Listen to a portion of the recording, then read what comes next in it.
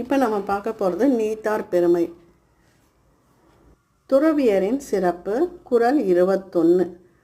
ஒழுக்கத்து நீத்தார் பெருமை விழுப்பத்து வேண்டும் பனுவல் துணிவு.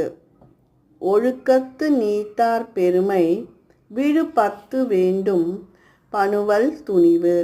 ஒழுக்கத்தில் நிலைத்து நின்று பற்று விட்டவர்களின் பெருமையை சிறந்ததாக போற்றி கூறுவதே நூல்களின் துணிவாகும். ஒழுக்கத்தில் நிலைத்து நின்று பற்று விட்டவர்களின் பெருமையை சிறந்ததாக போற்றி கூறுவதே நூல்களின் துணிவாகும். குறள் 21. நீத்தார் பெருமை துறவியரின் சிறப்பு.